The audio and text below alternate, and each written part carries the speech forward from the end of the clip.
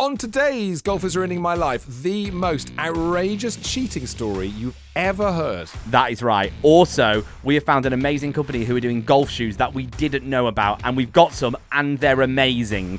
All to come up on today's podcast. Thursday, the 1st of May 2025, and you are listening to Golf is Rumal. That's right, it's Grumel with that Tom and this Tom, and most importantly, you golfing idiot. I'm quite tired today, Tom.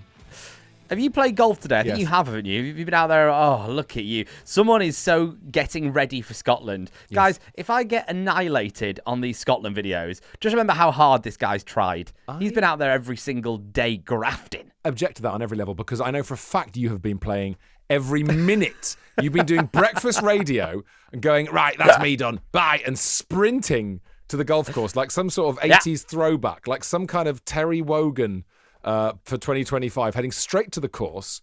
Yep. And also, basically at 9:55, just before I fire the last advert, you hear a which is the helicopter landing on the roof. And I run upstairs and I open the big sort of gate on top of the building like it's a New York style apartment. Sure. And I go up there and I get in the helicopter and it just drops me off at Porter's Park. I land on the putting green. well, that's of course why you join Porter's Park, because there's a helipad. That's got to be, Exactly. When people say, "Is there a practice area at your golf course?" I don't care, mate. I just need a helipad. I would say as well. Talking about helipads at golf, quickly on that. I've actually got something on helipads at golf. Of course you have. Go on. Our favourite golf course, well, one of our favourite golf course, the lovely Silithon Solway, is an absolute B to get to on the road.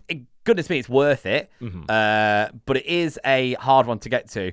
And I was talking to one of the guys in the bar after we last played there, and I was like, you know what? Next time I come, I'm going to helicopter here as a joke, because I can't afford that. Of course. And he was like, yeah, no, people do that all the time. No. And I was like, I bet they do, because that's the way to get there. How much does a helicopter cost? I know that they once had to chop a former host of a breakfast show on my radio station. I couldn't possibly say who that person is.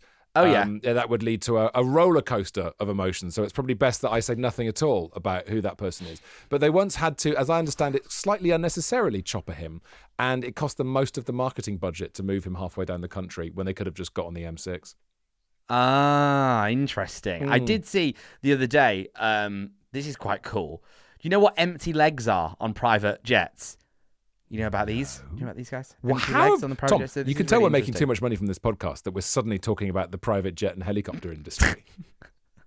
We've still not covered costs on this pod, guys. We've still not covered our costs. Exactly so. But when you say for example you're one of the jet setters with your own jet and you fly from London to Ibiza, right? Mm-hmm. And the jet then needs to get back to London because someone else wants it from London. Yeah. So that leg, no one's on it. Yeah. So you can buy empty legs. And actually, you know exactly how much an empty leg from London to Ibiza is, and it's about 3,000 euros. Right. Okay. That's a lot more than EasyJet. Anyway, this isn't it? Sorry, what are we doing? What are we doing? I don't this is know not golf. how we've got into jets. All I know is that I'm quite tired because I played 18 holes today, and this is the good news for you, Tom. And I wonder how much this resonates with people. When you've got a big golf event coming up, a big day, or in our case, a couple of days, the more I play, the worse I get. I've just played like absolute ka-ka-ka-ka-ka. Oh, there's hope. Have you there's done the that sound thing where of you hope. played a bit too much? You've gone. There is a moment, and I think it's around the 2.5 rounds a week to 3 rounds a week is the perfect amount. Yes, it is. Anything after that, and I think it's too many cooks spoil the broth. Yes, I've got too many thoughts, and I'm trying to do too many. And I talked on Monday about shaping the shot. Well, that's going in the bin. I mean, that's it, isn't it? That's golf in a nutshell. I turn up one day, guys, I found the solution. I've got to pivot my right elbow. Then 2 days later, I'm just leaving my elbow alone because that's a disaster. I would say though that the thing that has sort of given me heart today, but it's an annoying thing. I wonder how often you live with an error you've got, because I don't like that in golf. I don't like knowing it's an error. I want to fix the error, whereas what you should do is live with it. I'll be more specific, right? I've been trying to shape my shots, and I'm trying to hit a draw, right? And to do off the with tee. everything. No, just off the tee, because I'm hitting this fade and I'm trying to hit a draw. So what I do is I set up for a draw. I close the face. I bring my left side forward. So I'm aiming quite far right, and my face is aiming down the middle. Yeah. And that way, the theory is you draw it. And what's happened is I'm hitting absolute bombs right down the middle with not a hint not a hint Oh. of a draw on it. They're just going down the Humble middle. brag. Well, no, Sorry. but this is Can you pick that humble brag up, please? But this is my Hitting point. bombs down the middle. It must be nice. But it's not. This is exactly my point. I'm not happy with the bombs down the middle because I have created the bombs down the middle in order to make a draw happen, and I'm not doing a draw. I'm hitting them straight, so I'm cross. Am I mad, or do other people do this? Please tell me other people do this. I think the issue that you then, the path you go down, which is what I've had a little bit, because I've been speaking to a lot of people about my swing and like, looking at my swing at the moment, and I've basically found out why I sometimes top it off the tee. Because we spoke about this. It was actually in a Simon Dyson video where we played round Porter's Park, the place I'm now a member. Great helipad. All those years ago. A lovely helipad. And I completely topped one off the tee. Yes. And it happens to me probably twice a round. Right? That's so much more than it should do. You're too good for that, Tom. Which is a 9 handicapper, makes absolutely no sense. And I had a guy look at my swing recently, and he totally explained why this happens. Do you want me to explain it? Chicken wing. It's not the chicken wing. Ah, okay, go on. So, well, this might lead to the chicken wing. I suppose it probably does in a way, actually. So, because I was a junior golfer, and as a junior golfer, the only thing I ever wanted to do was get the ball in the air. I think as we all did at that age. Yes. The biggest thing was just get the ball in the air, get the ball in the air. And what you go on to learn in golf is, how do you get the ball in the air? You hit down, you compress it, and use the loft on the club to get the ball in the air. But as a junior golfer, you don't understand that. You start scooping everything, scooping it like this. Mm-hmm. And because of that, I've developed a follow-through that is very wristy. I add a lot of loft on the way through, okay? Yes. So I sometimes get to the point where my wrists, sorry this is more visual, but do follow us on YouTube. You get to the point where my wrists are almost like this, like bent, right? As you're hitting the ball. As I'm hitting the ball no. and adding a S-ton of loft when I get there. What that does is if I get away with it, it adds a lot of backspin on the ball. Yeah. I'm losing, guys, about 20 to 30 yards on my drive because of the amount of backspin that I'm putting. So you just got to move the ball back a bit in your stance, haven't you? So this is what I'm getting to. So the reason that I'm topping them every now and again is all it takes is to get out of my timing to go ever so slightly, and then the ball has way too much loft. The club has way too much loft in it, and I essentially top the ball. That's why it's not because I don't know how to swing a golf club. It's that my timing is gone. Yes. So going back to what you were saying about putting a fix into your game to not really deal with the problem, but sort of get away with it. What have I started doing? Moving the ball into the middle of my stance for driving. It doesn't while driving, and because it doesn't allow my wrists to cock. Yes, indeed. Yes, okay. And it works to some degree. I hit them a bit lower, but I don't have that top shot. Right. But you're putting something into... It's a plaster, isn't it? Yes, that's what I mean. It's a plaster, and it's a sort of functional fix, and you kind of feel like, oh, yeah, the ball's in the middle. It's like that age-old thing where you thin one down the middle, and people say, that'll work. And I'm always like, no, I don't want...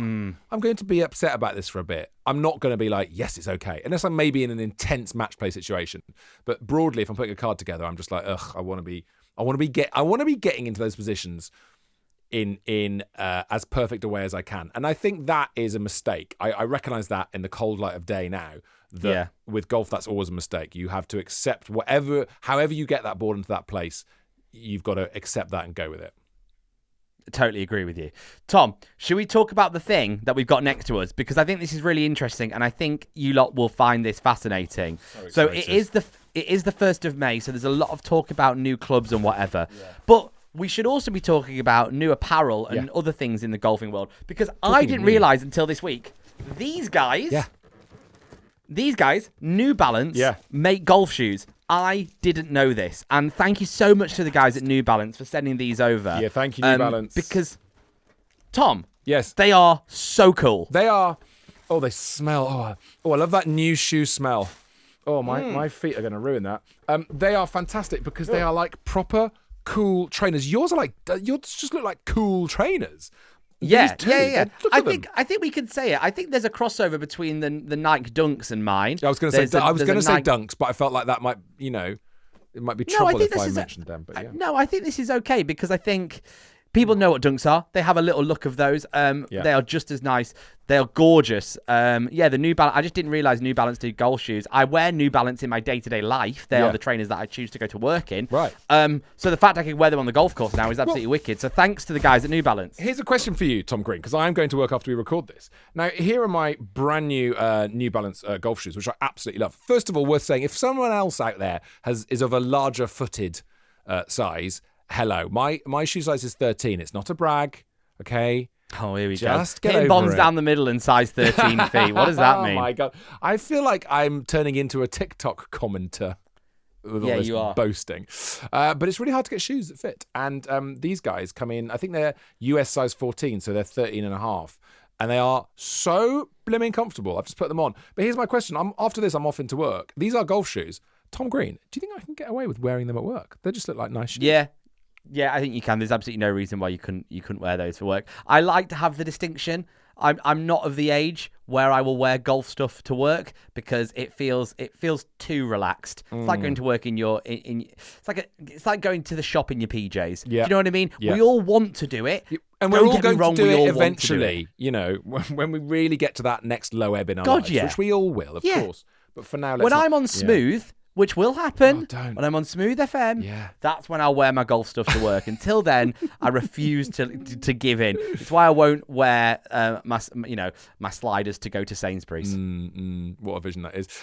So look, we're going to stop for ads in about 5 minutes or so. Before we get there, though, we're off on our Scotland trip. In fact, as you listen to this, gosh, we'll have finished it, Tom. What a thought. What a sad thought that is. Oh, God, that is sad. But at the moment, we're preparing for it. How are you feeling about the flight? How are you feeling about the packing? That's got to happen tomorrow. Oh, none of this stuff worries me. Really? The only thing that I'm trying not to do is, as we all know with these trips, whether it's the lads' golf trip or you're going away for a golfing weekend or you've just got a big thing in the golfing calendar, whether it's a lovely golf course that's near you or the monthly medal or whatever, I'm trying not to fall into all the traps that I know are there for me. Go on. No, I'm not going to sign up my golf balls because they'll only lead to bad golf. Yes. No, I'm not going to get all my golf clubs out and shine them all to get it pristine because that will only lead to bad golf. Yeah. I'm just doing my thing. I'm playing 36 holes tomorrow. That's too much golf I don't at all. care. That is famously Tom thing. Green's thing. I'm just thinking. I am Tom Green thinking everywhere. I'm playing 18 holes tomorrow with my boys, with my two kids. So that's going to feel like 54 holes. But I just wonder, what is the most important thing to pack when you go on a golfing trip? What do you think, Tom Green? What is the one vital thing that people forget and that it's got to be the first thing in the bag apart from your golf clubs? I think you've got to be taking tees and balls and all that sort of stuff, especially if you're going abroad. Yeah. Because how often do you do this that you go, I'll rent clubs, and it's only when you land do you realise that you've not packed balls and tees, and then you go, I've got to spend like 50 quid or whatever getting all that stuff for the week while you're out there when you know you've got it in that drawer next to your bed. I think the amount of money you save, amount of money it costs to send your golf clubs on the flight, which is like, what, 40, 50 quid, something like that, if you're going to Spain? Or, you're going to save that by not having to buy a box of balls like these Wilsons.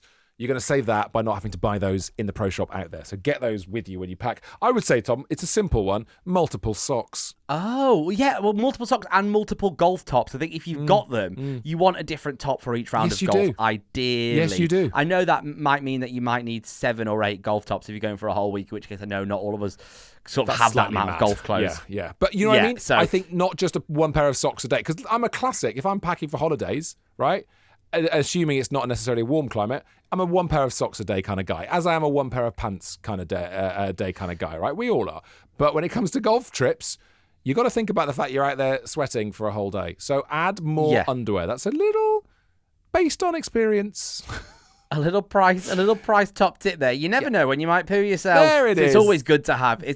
I know we're sort of darting around that point, but it's nice to just get straight in the bush and mention the pooing yourself thing. That's good. So yeah, please do pack lots of. There you go. So we're getting ready for that. That's exciting. I'm going to be shorting, I think, all Scotland because it looks like the weather's going to be quite nice. Oh, really? Are we going to see some Tom Green cars? So that's interesting. So you're going to be live, and I'm going to be very much PGA. I will be shirt tucked in, I know. Proper, tailored trousers. I will have a belt on throughout. But if you want shorts, that's fine. But just don't come anywhere near me. And also, we are very excited about this. We're actually going to be playing for the first time with a caddy, which is something we'll be talking about more in the weeks to come. God, yeah. Do caddies always call you sir? How does that work? Yeah, I think if you demand it, which I know you have done based on some of the emails I've read from you, don't let him look me in the eye and call me sir, for Christ's sake. On the way after the adverts, we've got golf bidder email corner. We're delving back into the email inbox with a £50 golf bidder voucher. And all I'm going to say is one of the emails on the way involves someone getting disqualified and receiving a letter from the golf club. It's very funny. I mean, it's great. It's good stuff. It's exactly what you came here for. Don't go anywhere. Hello, welcome back to part 2 of today's Golf is Ruining My Life. It's time, Tom Green, for one of my favourite things that we do on the show. It's Email Corner, brought to you by our friends at Golf Bidder. Our favourite email will win a £50 voucher to go and spend at Golf Bidder. Tom Green, yes. Would you like to get things underway, or shall I? Yes, I would, by saying, if you fancy new golf clubs, just head to the link in our description. It's a little affiliate link. Slap that link, go to Golf Bidder and check out all the amazing clubs they've got on there. And I think we'll start with Nick. Is it Nick Bailey? I think it is Nick Bailey. It's Nick Bailey. It's Nick Bailey. Of course it is. Nick says, "Hi, two Toms. Only just come across this podcast after Tom P mentioned." Oh, what is this? Oh my God! Is this a plug for my other podcast, Tom? This is a bit of cross insemination, and I don't know if I like it. I feel like Nick Bailey might be a pseudonym of Tom Price, if I'm honest, because there's a big plug coming your way. Only just come across this pod after Tom P mentioned his love of golf. And great work, fellas. Great. Tom's got another podcast which is about Amazon purchase. It's called My Mate Bought a Toaster. Go and check it out. It's good. How much do I owe you? It's more for of that? him, though. You won't get any of me over there. Yeah. Rubbish. Oh, thanks. That's just done good things for my numbers, mate. Thank you so much. This is a nice email, though, from Nick. I love this. It's very funny. Yeah, it is. He says, a golf pod by the people for the people. Oh, and I couldn't agree more with mate. you. We're in the weeds all together here. That's right. We are the people. We've talked about helipads and having a caddy. Yeah. We really are the people. Regarding your chat in the latest pod about your extremely thinly veiled attempts to bag some free gear. Yeah. Busted. Okay. In return for taking a full bag fitting in a future pod. Yes, I had a full bag fitting minus the putter in March when a Ping fitting van visited my local club. How cool when that email goes around the whole club saying, guess what's coming to the car park? When a Ping van arrives, is it like an ice cream van?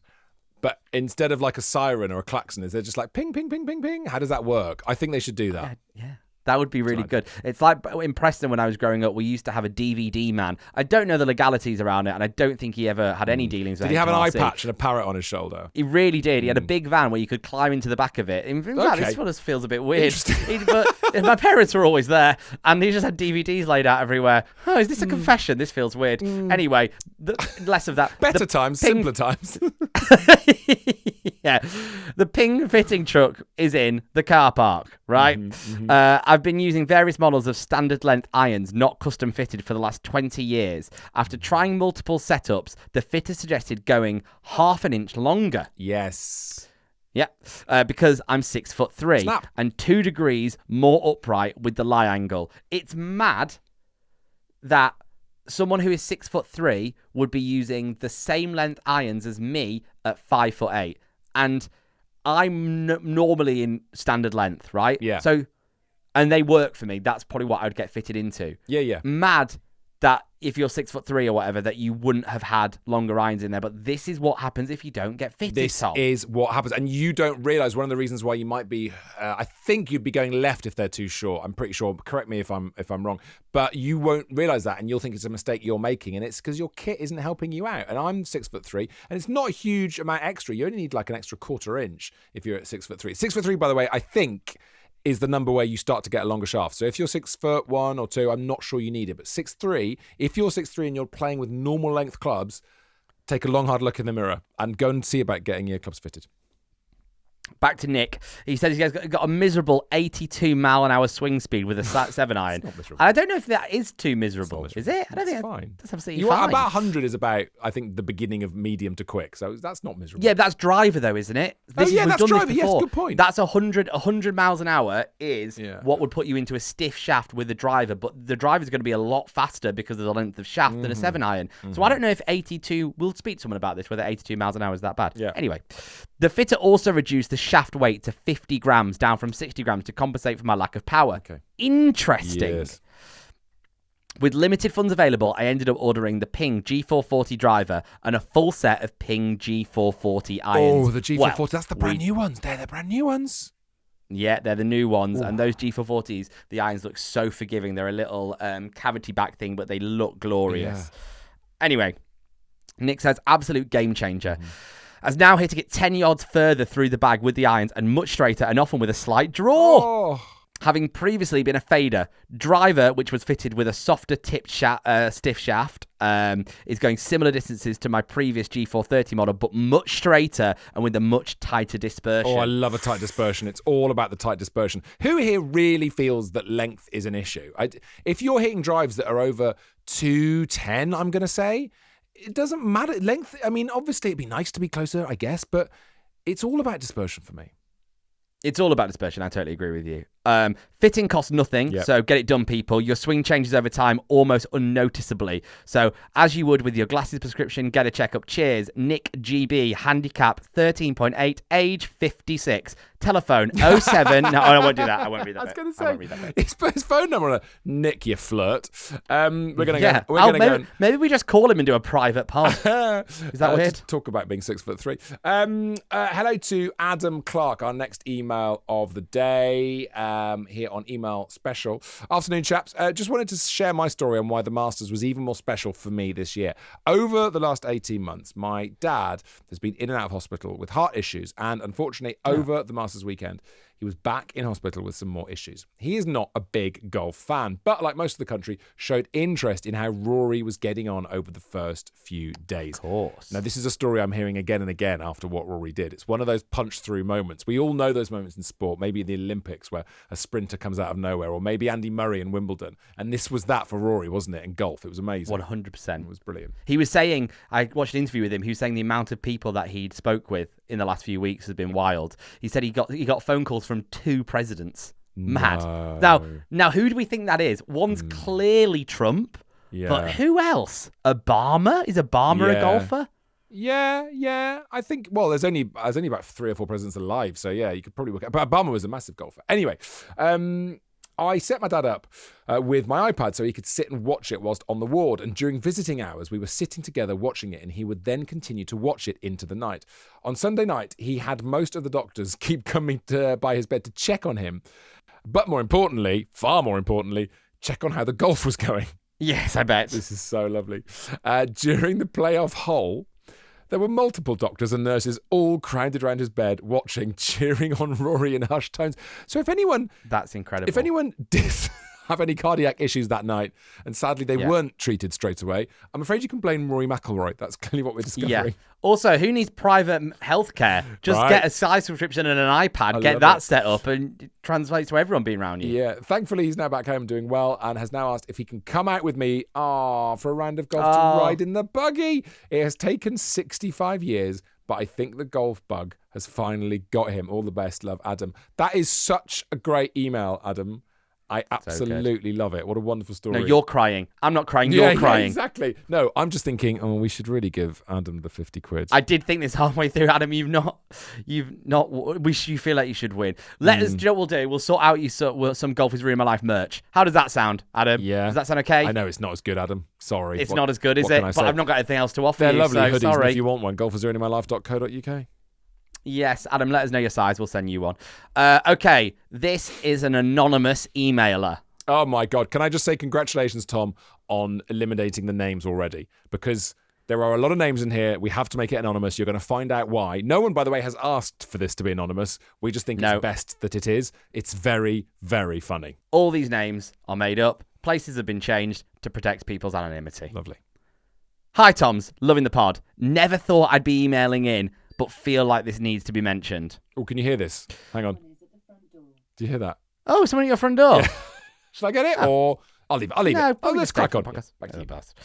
I've been playing golf on and off since I was 14, but only really started to take it seriously for the past 4 years. I moved out of my hometown 20 minutes or so down the road. I've never been affiliated with a golf club before, so decided to join the local club as a means of making friends. Very good. Nice. I've been focusing on my game and have gotten down to a solid 14 handicapper. Oh, I love a solid 14. Love a solid 14. Do you know what? I think there's such a thing about being a 14 handicapper. It's a stopping point. You get there, you'll Yeah. be stuck there for a bit, and then you will just breeze on past. You've done GCSEs when you get to Yeah. 14 handicapper. You've done your GCSEs, and you can choose to leave college at that stage, or not go to college rather, and just stay there if you want to, or you can keep going. 14 is a great spot. Love it. Now, I'm more confident of getting round, and my handicap reflecting my current playing ability. I decided to enter into one of the tournaments this past weekend. As I entered late Friday night after some self-doubt, the only available slot was a man named Bob. Huh. Bob. Let's call him Bob. Why not? Bob. To make it a two-ball. Upon arriving and meeting Bob, my anxiety lessened as he was a nice senior member into his late 60s or 70s or maybe 80s. Who knows how old he is. Commenting on how nice it'll be to play with someone in their 30s. Or 20s. However, or 10s. things... Sorry, or late teens, or any age. It's just nice to play golf, isn't it? Anyway. However, things took a turn. On the first hole, along par 5, I nervously shanked my driver out of bounds on the right, which Bob followed. I proceeded and took my 3 off the tee down the middle. Bob then shanked his again into the out of bounds.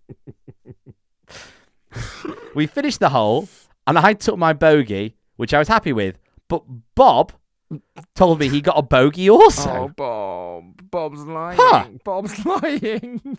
Claiming a mulligan and You a can't breakfast claim a ball. mulligan and a breakfast It's a comp, mate. It's the monthly medal. What are you on about? Anyway, Oh, it's too good. as I didn't know his standing in the club, I reluctantly agreed to carry on. This is bad. Well, what would you do if you're new to a club and you're playing with someone who might be senior and they're obviously cheating, but you don't know the club, you don't know the social structures around you? Do you go with it? Yeah, you probably do to try and fit in. Or do you call it out This is on a how podcast? This is how the Nazis got away with it, guys. You can't Don't compare Bob to the Nazis. No, I can't say Bob is of that ilk, but I'm just saying you can't just blame upper management. Bob is not upper management. I see. Okay. Anyway. Yeah. It's a wild comparison, but you see It is what I'm wild, getting at. and Tom's apologising for it. Carry on. Yeah, sorry. As I didn't know Bob standing in the club, I reluctantly agreed just to carry on. This happened continuously throughout the round. Oh, dear. Oh, no. I decided just to focus on my own round, which was 88 and 36 points, which I was buzzing Oh, with. 36 is great. That's par, isn't it, basically, in stable Yeah. systems? Bob's card turned out to be 8. Now, hold on. There's a bit of a points thing here. Okay, yeah. Bob's card ended up being 48 points. What?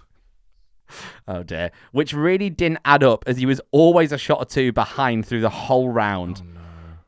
When we entered the clubhouse and the scores were submitted, I was questioned as to how Bob managed to score so low around the course, considering he's a 29 handicap. Oh, El Bob. El Bobo. El Bobo. Oh, mate. Bobbington. Underlay.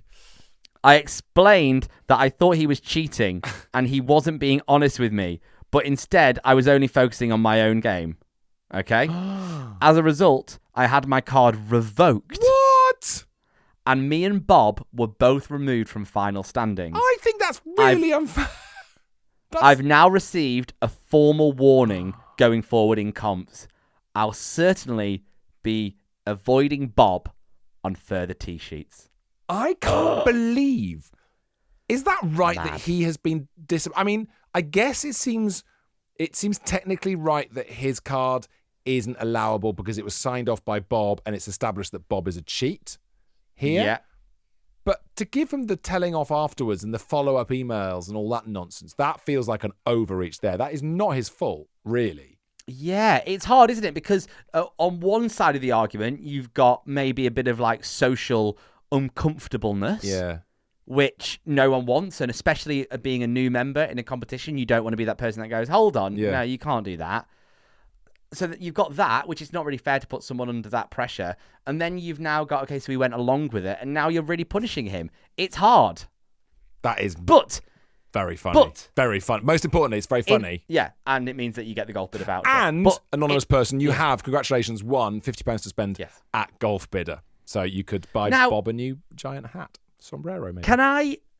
Isn't this just once again golf really teaching us a simple life lesson? That really, we all know what the right thing to do was there. Although uncomfortable, Yes. the right thing to do was go, do you know what? this isn't okay. It's a competition. I can't let this happen. I'm so sorry. Although that's the harder thing to do in the moment, this golfing lesson has taught you it's the right thing to do overall, and it's probably also the right thing to do in life. Oh. Huh. Are you ending today's podcast with a little moral pat on the bum? Is that how we're ending the show today? I think that's fantastic. Am I Emmanuel Kant? Is that one? Very, very Is he close. one? Slightly wrong vowel. I just feel like, I don't suppose you remember Jerry Springer, but when Jerry does his moment at the end of every episode and does a little wink to camera at the end, I think that's what you've just done, Tom. You've just told us to all, not necessarily always respect our elders, because our elders can be cheats too, Bob. Unbelievable. So hold on. Thank you so much to the guys at New Balance. Cheers. Yeah. We love the trainers.